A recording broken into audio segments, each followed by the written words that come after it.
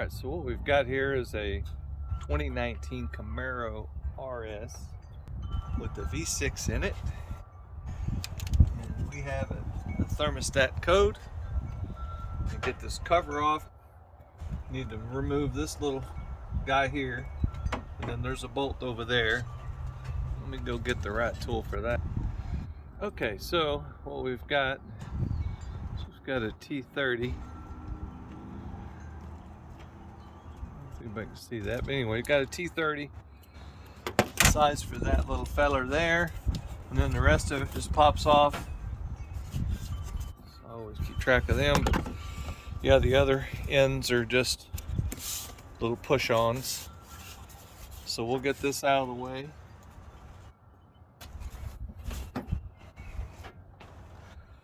And I always put my oil cap back on, or something's gonna fall in there. So get rid of this T30.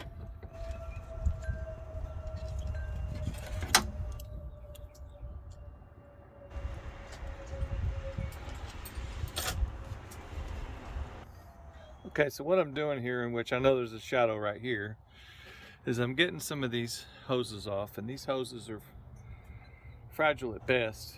If you mess with them too much, you're gonna bust it. So I take these off, and what you gotta do is push this little doodad in like this little release clip, and that releases it on the inside. When you put these back together, or well, when I put these back together, I put a little bit of silicone in here, or on the end of that nipple. Okay, and so I'm getting some of this plastic junk out of the way so that when I get in here and work, I don't have to worry about busting it off, because that stuff busts off real easy. We don't want to do that, so just push things out of the way the best you can and get them so you don't bust off all the fragile plastic lines. This is another one. I'm gonna remove that clip back there and get it so that it's not under any tension. Once you put it under some tension, you don't realize how far it's gone. It clicks and then it's busted. You got to go order another one. All right, so I tried to remove these two little push pins up here, and both of them, they just busted clean off. Got a T25 for this sensor back here. Need to get out.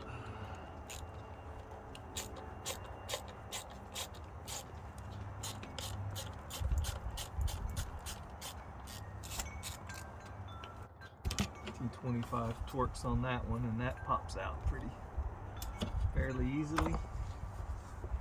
There we go.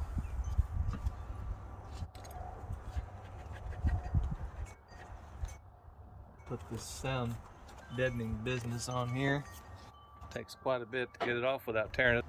Okay, so let's catch up where we're at now. I've got my air blower, and I've blown all these little cavities out. Everything off. I've blown everything off nice and beautiful.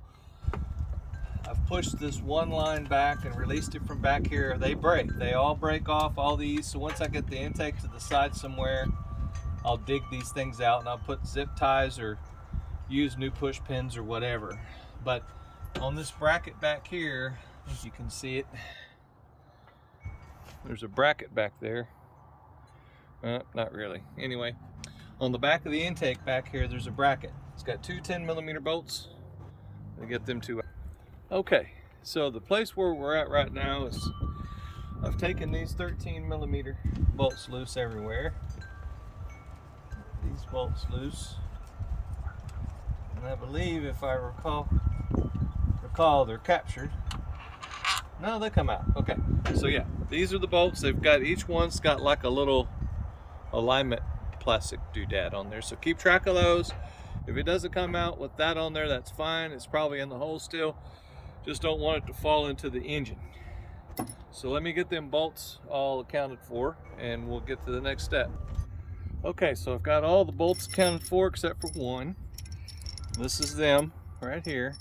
They're all the same length. Some of them came out with the little plastic alignment shims, and some of them did. So that's fine. We'll take a look at that later. They don't all have to be in there. So this intake manifold is pretty light. Just be careful with this purge control solenoid here. Don't want to bust that off, and I'm not going to take it off. I don't want to mess with that O-ring. And that last bolt stays in, so you just kind of lift it straight up and come out. And that's it, you're done. Now I'm looking in here and I can see that some of those little plastic shims are in the holes. If you can see it laying there or not, but so I'll get those all arranged properly, get that cleaned up, and we'll have a glance at this situation. Let me get the camera. I think I can get it in a better spot. So what we're working on right here is this thermostat right here, and you'll need to put something under the car to catch the antifreeze, and let me get that going and we'll get to the next step. Okay, so I went to the dealer and I've got some parts here. I've got a brand new AC Delco. It says mail on it, M-A-H-L-E DS893 on there. It's got the GM part number 126-78784 stamped on it right here. I don't know if that, it says made in Mexico. I don't know if the sunlight is so bright that it's blinding that out or not, but this is it right here. This is what I'm using. I do have a check engine light that says thermostat problem, you know, it doesn't get to a proper operating temperature and all that business. So we've got some coolant bleed lines and stuff that are all up here, and I've got some of this stuff here printed out. I don't know if anybody can read it, but I'll move it along here and you can stop it and take a screenshot or whatever you want to do. This is just the whole page, the cooling system bolts. And this will count for the LLT and the LSA and the LX, the later model motor. The numbers are very similar. So if you do have the LTX motor, I think that's the next generation after this. The next generation after the LLT. The LSA is the 6.2 motor. The LLT is the V6, and then they've got the high feature direct port injection motor that replaces this one. This is a direct port high fuel pressure multiple pump system, and if you look down into the valves and look into the valves, you'll see that the valves are kind of cruddy. They're not really that bad. This car has 56,000 miles on it. It's very low mileage, very clean, everything looks beautiful. So anyway, we just got the problem with that thermostat. That's torque values. You're going to need a torque wrench, and I think the LLT is the water outlet housing bolt. It's a plastic part, 89 inch-pounds. And then you've got the thermostat housing bolt, which is the aluminum part, is 15 foot-pounds. So just whenever you're doing the plastic parts, it's inch-pounds, and then the alloys are going to be a little bit more. They're going to be in foot-pounds. Now, in the case of this tubing here, to get this little feller out of this, you're going to have to remove this tubing and take all these bolts out and get all this junk out of the way. And so I ordered a new one, and that's the standard practice at the dealer, is to replace that tube and not risk trying to put it back in with the old O-rings and whatnot on there. So we've got the new parts for that. Hang on a moment and I'll show. All right, so that's what that tube looks like, and it's got these tiny little O-rings on it and all that business. It comes with new bolts. There's the part number 126-80883. That's the part number for it there. So I've got that. Got the gaskets for the intake manifold gaskets there, 126-48665. So we got a whole bunch of parts. You know, we'll get it all put on there. I'm going to go ahead and put a new coolant sensor on there since I've got it all tore down. I've got a new coolant sensor as well, 126-50595. That's what that little feller looks like. It's just a click in, you know, it's got the threaded there and it clicks in through some kind of plastic doodad. You know, one of the things that I had the most problems with so far that I could tell was these stupid connectors. I tell you what, they got this little plastic thing on there. Every single one of them, I've had to go up behind it, especially this one. I've had to go up behind it like this with the tool and push that clip down to get it out. So just take your time with those. They they do take a little bit of time, and of course these here, you have to push it up to get those to release. Alright, so I've got that little hose out, this little air, steam hole, whatever bypass tube that goes on the top. And it's 56,000 miles, so you can see it's got a little bit of corrosion on the end. There wasn't any moisture around it up here where the O-rings were. But it was a tricky little feller to get out. I had to put some lube on it and it didn't want to cooperate, so just be careful when doing this. This hose and this hose here that connects them together is just a really soft hose. Kind of feel good about getting a new one in there because it's just so soft and mushy. So we'll get a new one in there. Got everything loose.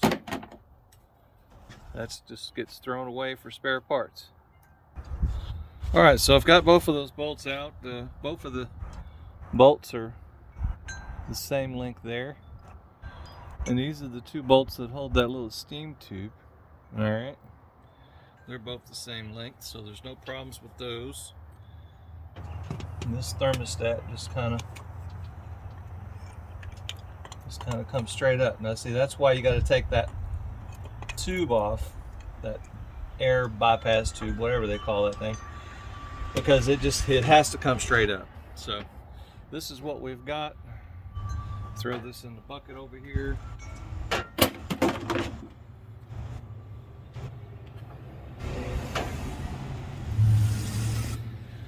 Get all this kind of wiped off a little bit because you don't want any grit or dirt, dust or anything in the way on that. So we try to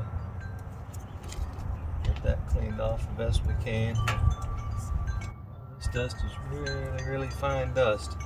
And I did remove this one wire here. I did remove this wire that went across. I didn't talk about it, but I took it out, just popped a little red tab up and pressed that down. So just be real careful with that, because if you mess them wires up, you're going to be back fixing it. So don't mess them up. Not fun. Do this whole job again, because those two silly little wires get a ding in them from something.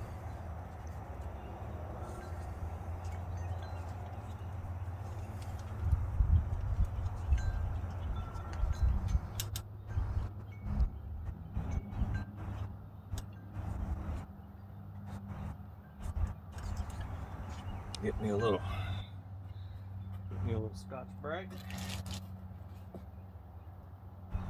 I've got my non-marring wheel here. I can buzz it a little bit. Looks like we've got enough space to clean it up. It's mostly just going to throw junk everywhere. I don't even know if I can get to everything. Yeah, it's probably not really worth doing.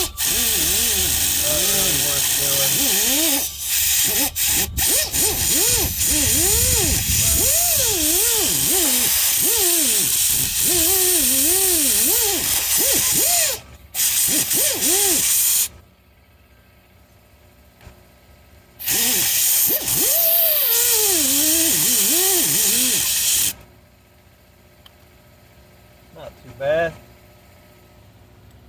Not too bad. I didn't know if my big head was in the way the whole time or not. But we want that surface to be beautiful when it's time to go back. And then of course that little connector down there, it got water in it, and both of the bolt holes got water in them, so we'll get them cleaned out and get them dried up nicely.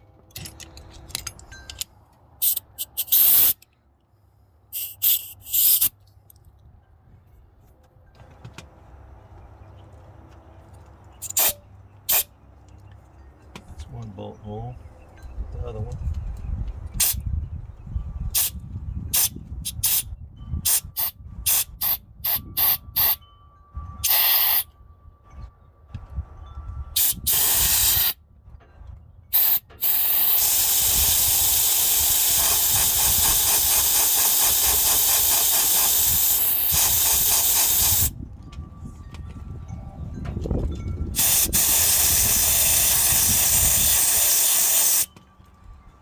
here. Get them bolt holes nice and clean. Get all the water out and just wipe this off. Everybody's happy. Here we go. All right. Get our new part. Put some silicone, put some kind of grease or something on the O-ring. I'll take the bolts out because I don't want the bolts to impede me going in. But that new housing comes with new bolts. So I am an O-ring greasing type person.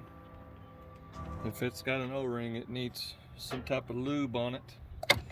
And technically you could lube it with some antifreeze. But I wouldn't use oil on this type of gasket, this type of O-ring. I would just use some silicone grease on there. I think this is one of the ones that's a foot-pounds. It's an alloy foot-pound adjustment.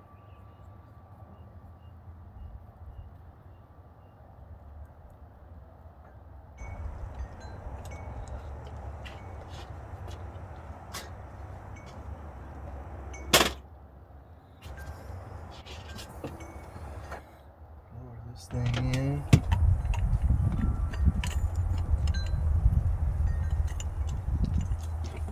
There we go. Success.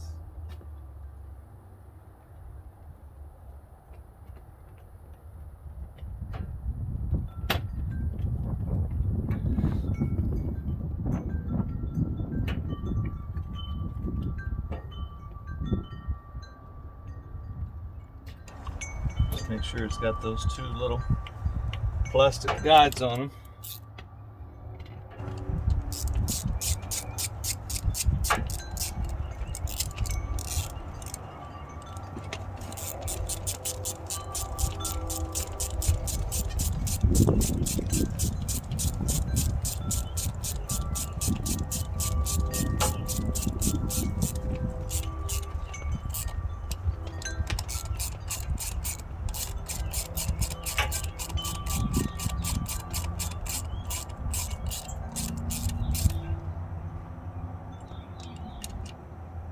Alright, that's a good preliminary. Let me get my torque wrench going here. Alright, we get these two torqued down and that's gonna be good enough. Ooh, boy, 15 feels tight.